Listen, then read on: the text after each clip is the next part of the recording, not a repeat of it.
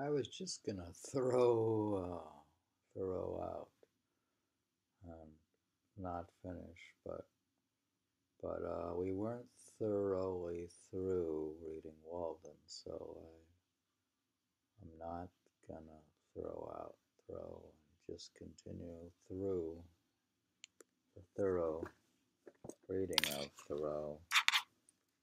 And we're reading Baker Farm, which comes after the ponds. Sometimes I rambled. We ramble. I like to ramble. Like sometimes I just walk around New York City. Some Sometimes I ramble to pine groves, standing like temples or like fleets at sea, full rigged with wavy boughs and rippling with light, so soft and green and shady that the Druids would have forsaken their oaks to worship in them, or to the cedar wood beyond Flint's Pond, where the trees covered with hoary blueberries, sighing higher and higher, are fit to stand before Valhalla. And the creeping juniper covers the ground with wreaths full of fruit, or to swamps where the Isnea lichen hangs in festoons from the white spruce trees, and the turtles, doves, round tables of the swamp gods cover the ground. And more beautiful fungi adorn the stumps like butterflies or shells. Vegetable wrinkles where the swamp pink and dogwood grow, and the red elderberry glows like eyes of imps. The waxwood grows and crushes the hardest woods in its fold, and the wild holly berries make the beholder forget his home with the beauty, and he is dazzled and tempted by nameless other wild forbidden fruits still too fair for mortal taste. Oh, goodness. 1, 2, 3, 4. That's one sentence. It took 4 breaths and a cough. Instead of calling on some scholar, I paid many visits to particular trees. I wonder if you could visit particular trees. Did you ever have particular trees that you liked? And he said he paid many visits to particular trees. You had favorite trees, and did you sit under the tree? Particular trees of kinds which are rare in this neighborhood, standing far away in the middle of some pasture. I like those like trees in the middle of a pasture. They're like, yeah. Or in the depths of a wood or swamp or on a hilltop, some as the black birch, of which we have some handsome specimens 2 feet in diameter. Its cousin, the yellow birch with its loose golden vest, perfumed like the first, the beech which has so kneadable and beautifully lichen painted, perfect in all its details, of which excepting scattered specimens, I know but one small grove of sizable trees, left in the township, supposed by some to have been planted by the pigeons that were once baited with beech nuts nearby. It is worth the while to see the silver grains sparkle when you split this wood, the bass, the hornbeam, the celtis, occidentalis, or false elm, of which we have but one well-grown, some taller mask of a pine and a shingle tree, or a more perfect hemlock than usual, standing like a pagoda in the midst of the woods, and many others I could mention. These were the shrines I visited both summer and winter. Do you think you could treat like a tree in the middle is like a pagoda? Pagoda, like a, what do they call them? Like mm, uh, what is that where there's a building out in the field or in the yard, like a shelter? Those ones open, you mean? An open building. Yeah, I never knew how they call it. Can't remember names. Mhm. If I walked out and rambled, I might remember. Mhm. Mm. Once it chanced that I stood in the very abutment of an rainbow's arc. Remember when we saw the rainbow at the did we see it at the Whitney Museum? Which filled the lower stratum of the atmosphere, tinging the grass and leaves around and dazzling me as if I looked through a colored crystal. It was the lake of rainbow light, in which for a short while I lived like a dolphin. If it had lasted longer, it might have tinged my employments in life. As I walked on the railroad causeway, I used to wonder at the halo of light around my shadow. I would feign and fancy myself one of the elect. Maybe he had a halo. Did he have a halo of white? Let's see. He's like a saint. Thoreau is like a saint in a way. Saint Thoreau. He was. He's a saint. Well, he's considered spiritual and a mystic, yeah. He was never sainted. A halo of light on as if he was one of the elect. One who visited me declared that the shadows of some Irishmen before him had no halo about them. I suppose one has an aura. Well, I suppose everybody does. Yeah, an aura. Do you have a good aura, like with nice colors and blue with white? And, what color is your aura? Altogether turquoise. Mm-hmm. But it's like rainbow. Every hour is a rainbow, and it has to be white away. White? Not often. Is it smiling with whiteness? Yeah, it altogether comes to white most of the time. Sometimes it's better one color. What was the thing about the white light, the dazzling light of, who was it, Jesus or somebody? And I had that quote from the Bible about, the vision. remember it was whiter than the laundress had. You just say whiter than snow. No, it's whiter than anything the wanderer can make. It's in the Bible. The vision of the radiant form of the Master is whiter than what the laundry person, the laundromat can do. Benvenuto Cellini tells us in his memoirs that after a certain terrible dream or vision which he had during his confinement in the castle of St. Angelo, a resplendent light appeared over the shadow of his head at morning and evening, whether he was in Italy or France, and it was particularly conspicuous when the grass was moist with dew. That's in the morning. God appears in the morning. This was particularly light. Did you ever find what? Vision of light, the white light. Vision of white light. The white light. Even at night, even in the day, sometimes you can have it. Well, white light. This was probably the same phenomenon. Well, they say that light, the inner light is not hot. It's saying I have something about the cool light, the bright but cool. You can have a sunlight which is bright and not hot. The inner light is not hot. It's cool. It cooled my mind. It cools your mind.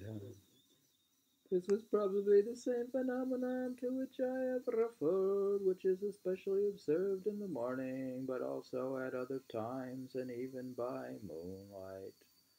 Though,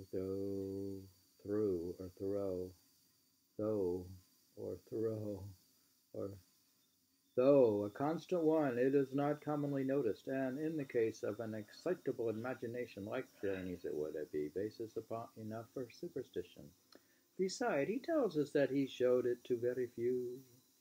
But are they not indeed distinguished to our conscience that they are regarded at all? They set out one afternoon to go fishing to Fairhaven through the woods and eke out my scanty fare of vegetables. Yeah, they point out how in this book, Bloomsbury, or what's it called? In this other book I have, American Bloomsbury or something. They say, you see, they still were not modern times. They didn't have modern conveniences, so they had to eke out their living and get vegetables, and it's still not modern convenience times. And the book says that one guy says all of American literature, all. He says all American literature is written between 1850 and 1855, and it's all comes from Concord. All of American literature. So we're reading some of the American literature from the one town and the one time period in which it came. Nothing else is anything else. Nothing else, according to him, like the golden age is American literature. Like the golden age. If you're not Louisa May Alcott, did she liked Thoreau supposedly. Was the daughter of Bronson Alcott, and they lived near Hawthorne, and they lived near, and Melville was there.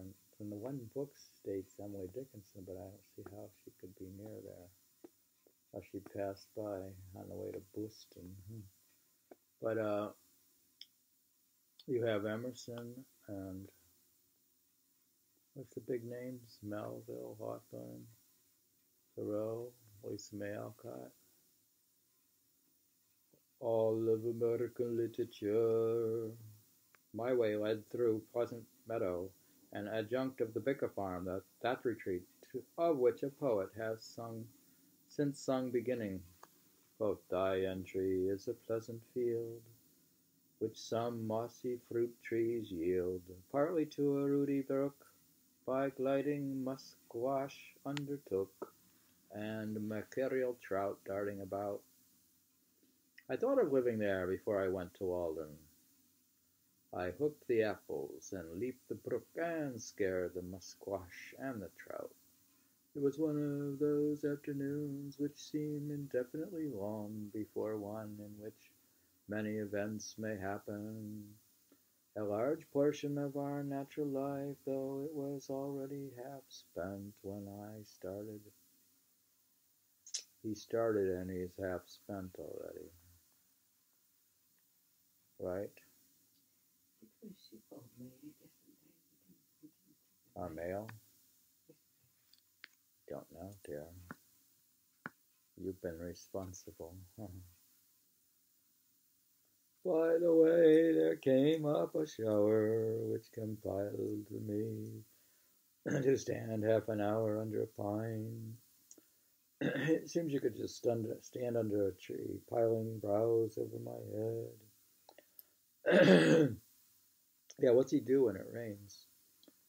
And wearing my handkerchief for a shed, and when at length I had made one cast over the pickerel weed standing up to my middle in water, I found myself suddenly in the shadow of a cloud, and the thunder began to rumble with such emphasis that I could do no more than listen to it. The gods must be proud, thought I, with such forked flashes, to rout the poor unarmed fisherman. Why were they so rough on him with the rain? So I made haste for shelter to the nearest hut, which stood half a mile from any road, but so much the nearer to the pond, and had long been uninhabited. That's why they have all those huts along the Appalachian Trail. You can stop, and you don't even have to always have a tent, because they have so many huts. And here a poet builded in the completed years, for behold a trivial cabin that to destruction steers. To the muse fabled, but therein, as I found, dwelt now John Field, an Irishman, and his wife, and several children, from the broad-faced boy who assisted his father at his work, and now came running by his side from the bog to escape the rain, to the wrinkled, Sibyl-like, con-headed infant that sat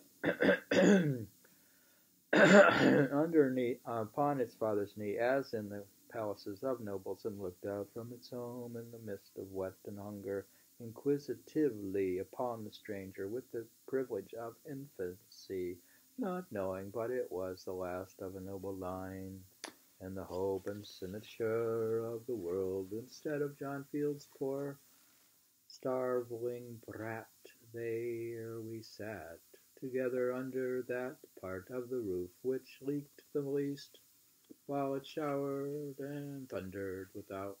I had sat there many times of old, before the ship was built that floated this family to America. Here's with the Irish family. An honest, hard-working, but shiftless man plainly was John Field, and his wife, she too was brave to cook so many successive dinners in the recesses of that lofty stove, with round, greasy face and bare breast, still thinking to improve her condition one day, with the never-absent mop in one hand, and yet no effects of it visible anywhere. Isn't it true that your mother cooked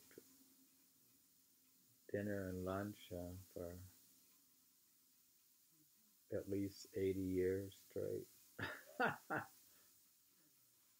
She cooked for 80 years and made Greek coffees 3 times a day. Did she not? She did not begin at 10. Okay, then 75 years.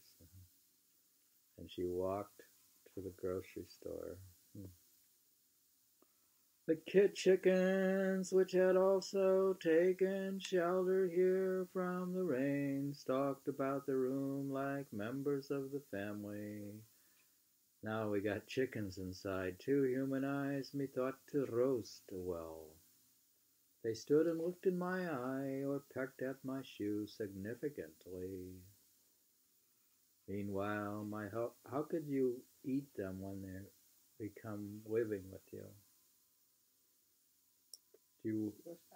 Did you have chickens in the house? Did you have chickens in the house? Did they come in the house? No, they were separate. Well, they probably didn't come in the house, but maybe in the courtyard. They were outside the house. They had a space for them. I'm sure they had They were not everywhere. Most places have a chicken coop, but this Irish family. They probably didn't have a chicken coop. We had a chicken coop. Actually, the chickens were held in the red barn for a while. Well, don't have a chicken coop. We didn't have a chicken coop per se. We had them in the barn. I don't know if they wandered around either. Sometimes they're caged in. Meanwhile, my host told me his story, how hard he worked bogging. You know what bogging is?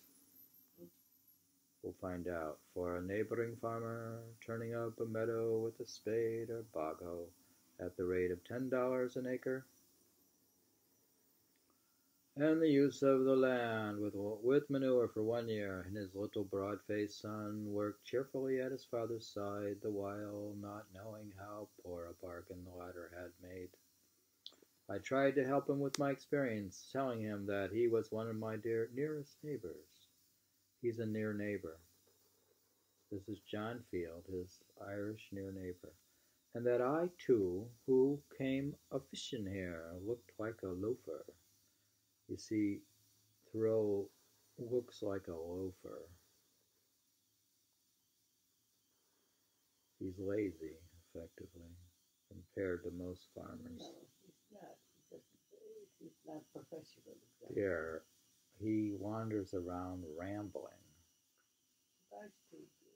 He writes everything a little bit. He writes in a journal. He rambles to town. He's looking at bugs and. Not all the time. He's like a philosopher, dear. He's not focused on his farm, or he did his beans No, though. This is the point to know them, to know everything. He's not focusing as far as how much we gain from them, but to learn. Do you feel that I'm a loafer? Yeah. I am. Do you feel I'm like Thoreau?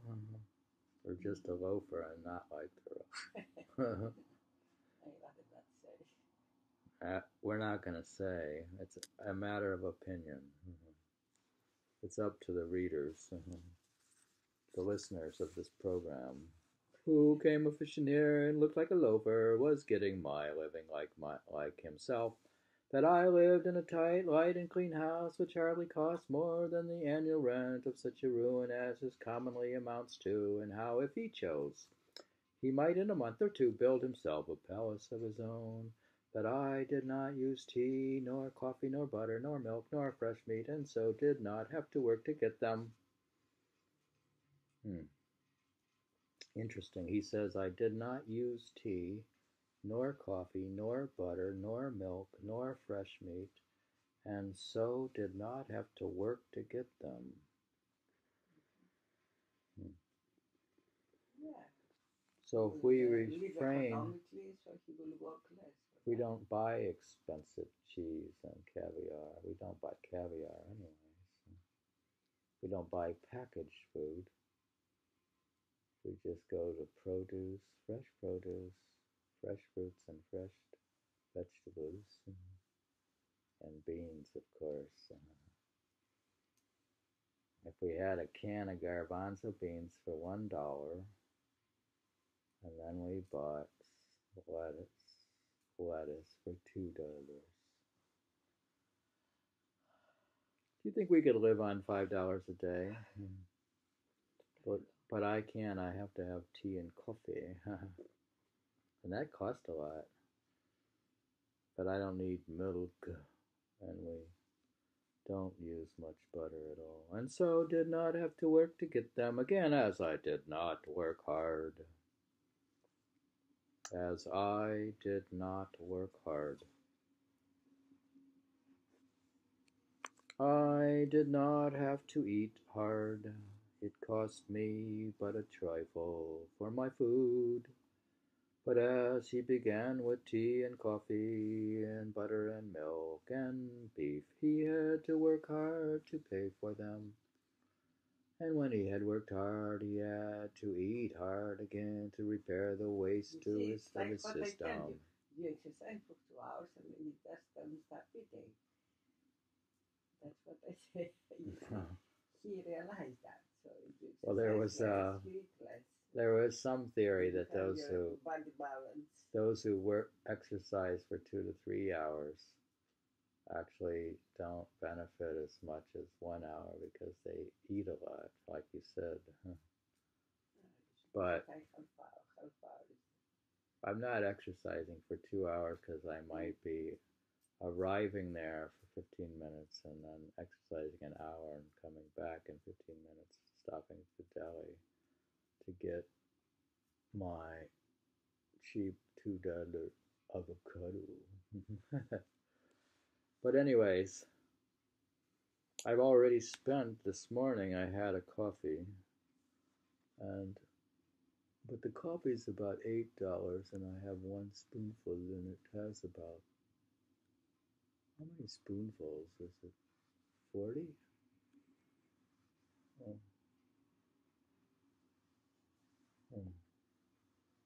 It's $4 of coffee.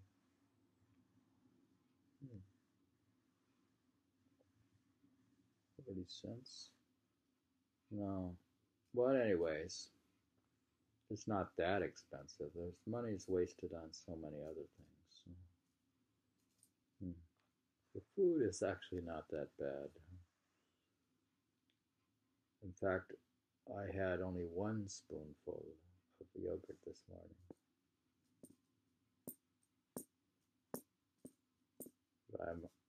You could be on the one spoonful diet. But anyways, hard work again to repair the waste of the system, so he had to brought his orders a day was a broader day than it was, and he was discontented and wasted his life into the bargain, and yet he had rated it as a gain in coming to America, that here you could get tea and coffee and meat every day. That's the advantage of America. Is that the advantage? To get tea, coffee, and meat every day. That's the advantage. But the only true America is that country where you are at liberty to pursue such a mode of life as may enable you to do without these, and where the state does not endeavor to compel you to sustain slavery and war and other superfluous expenses, which directly or indirectly result from the use of such things. Oh, he's complaining about the taxes to support slavery and war. This is why he didn't want to pay taxes. Oh. For I purposely talked to him as if he were a philosopher, or desired to be one. I should be glad if all the meadows on the earth were left in a wild state. If that were the circumstance. It's the same thing I think. What? All the diamonds should be left where they are. What should be left? All the meadow? The precious stones should be left out. Stones? Precious stones? Yeah, they shouldn't ruin the environment to get them. Precious stones. Well, precious is in their perception. The consequence of men's beginning to redeem themselves. A man will not need to study history to find out what is best for his own culture. But alas, the culture of an Irishman is an enterprise to be undertaken with a sort of moral bog-hoe. I told him that as he worked so hard at bogging, he required thick boots and stout clothing, which yet were soon soiled and worn out. But I wore light shoes and thin clothing, which cost not half so much, though he might think that I was dressed like a gentleman, which, however, was not the case, and in an hour or two without labor, but as a recreation, I could, if I wished, catch as many fish as I should want for 2 days, or earn enough money to support me a week. If he and his family would live simply, they might all go huckleberrying in the summer for their amusement. They could have gone huckleberrying. Imagine going out in the wild to have your breakfast. Yeah. Breakfast. Like in Africa, some tribes, they still do. They go in, they pick up roots every day and they eat them. I think it might be a nice thing to do. We can And go to Ohio and go blackberry picking in the woods. Yeah,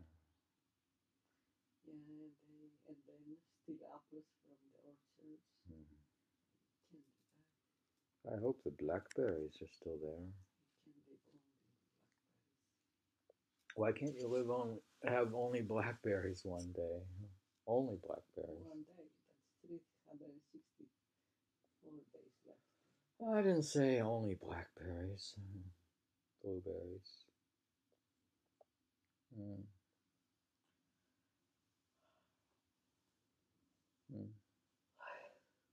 Definitely, you can simplify your eating habits, and it is healthier. It's a healthier diet. Simplify.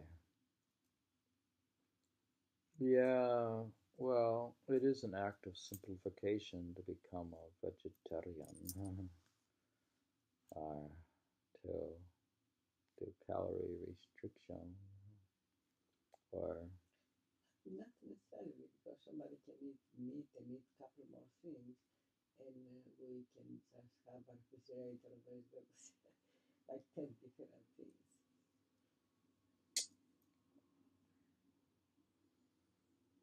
John heaved a sigh at this, and his wife stared with arms akimbo, and both appeared to be wondering if they had capital enough to begin such a course with, or arithmetic enough to carry it through. It was sailing by dead reckoning to them, and they saw not clearly how to make their port so. Therefore I suppose they still take life bravely after their fashion face to face, giving it tooth and nail, not having skill to split its massive columns with any fine entering wedge, and route it in detail, thinking to deal with it roughly as one should handle a thick thistle. But they fight at an overwhelming disadvantage, living, John, field alas, without arithmetic, and failing so. Quote, "Do you ever fish?" I asked. "Oh yes, I catch a miss now and then when I'm lying by a good perch I catch." I don't know how to do an Irish accent. "What's your bait?" I caught shiners with fish worms and bait the perch with them. "They better go now. You better go now, John," said his wife, with glistening and hopeful face, but John demurred. The shower was now over, and a rainbow above the eastern woods promised a fair evening, so I took my departure. When I had got without, I asked for a dish, hoping to get a sight of the well bottom to complete my survey of the premises. But there, alas, are shallows and quicksands, and rope broken withal, and with bucket unrecoverable. Meanwhile, the right culinary vessel was selected. The water was seemingly distilled, and after consultation and long delay, passed out to the thirsty one. Not yet suffered to cool, not yet to settle. Such gruel sustains life here, I thought, so shutting my eyes and excluding the moths by a skilfully directed undercurrent, I drank to genuine hospitality. The heartiest draught I could. I am not squirmish in such cases when matters are concerned. As I was leaving the Irishman's roof after the rain, and bending my steps again to the pond, my haste to catch pickerel, wading in retired meadows, in sloughs at the bog holes, in forlorn and savage places, appeared for an instant trivial to me, who had been sent to school and college. But as I ran down the hill towards the reddening west, with the rainbow over my shoulder, and some faint tingling sounds borne to my ear through the cleansed air, from I know not what quarter, my good genius seemed to say, "Go fish and hunt, far and wide, day by day, and farther and wider, and rest thee by many brooks, and heat sighs without misgiving. Remember thy Creator in the days of thy youth. Rise free from care before the dawn, and seek adventures. Yet let the noon find thee by other lakes, and the night overtake thee everywhere at home. There are no larger fields than these, no worthier games than may here be played." Read that again. Interesting. What? Read that again. He's getting. "Remember thy Creator in the days of thy youth. Rise free from care. What's he on there? I never read that. Rise free from care before the dawn, and seek adventures. Let the noon find thee by other lakes, and the night overtake thee everywhere at home. There are no larger fields than these, no worthier games than may here be played. Grow wild according to thy nature, like these sledges and brakes, which will never become English hay." Well, it won't become English, eh? "Let the thunder rumble. What if it threaten ruin to farmers' crops? That is not its errand to thee. Take shelter under the cloud while they flee to carts and sheds. Let not and get a living by be thy trade by, but thy sport." What not to get a living be thy trade, but thy sport. Enjoy the land, but own it not. Through, throw, through, through, throw. Though, through, through want of enterprise and faith, men are where they are, buying and selling, and spending their lives like serfs. Have we wasted our life in buying and selling? We didn't waste. Some of it we didn't waste, right?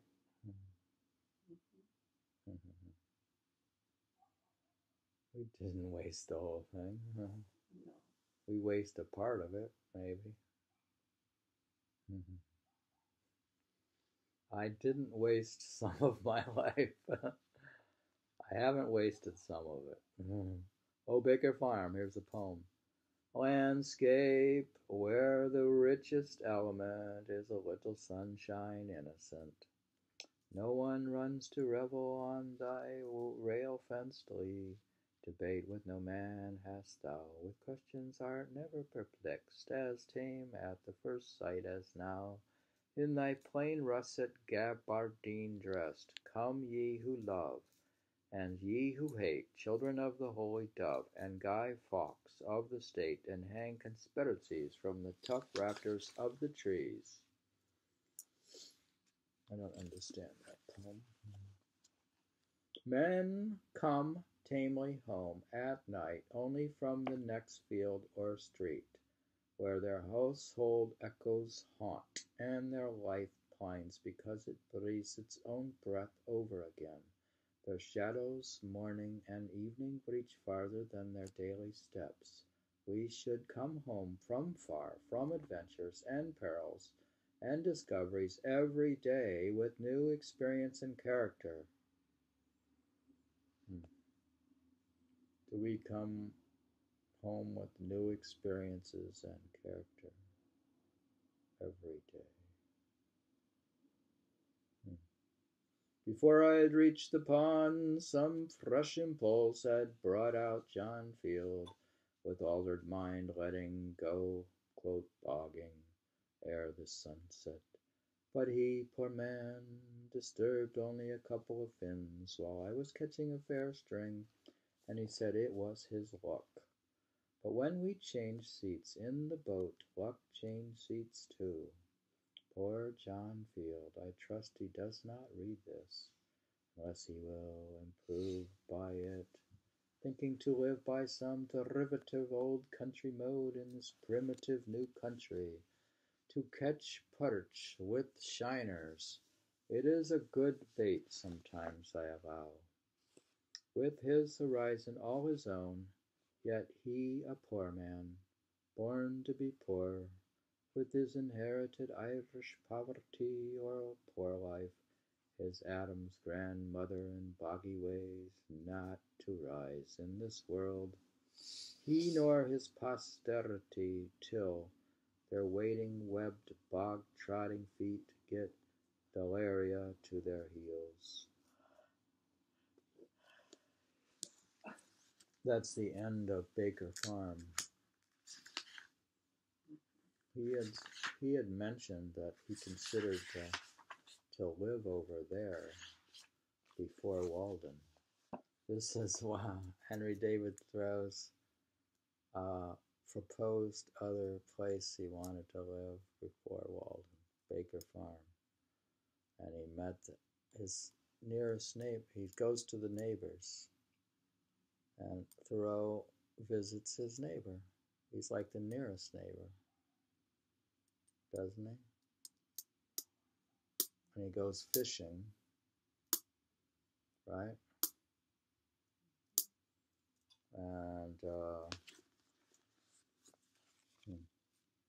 And he talked about his economy with his eating, his food buying.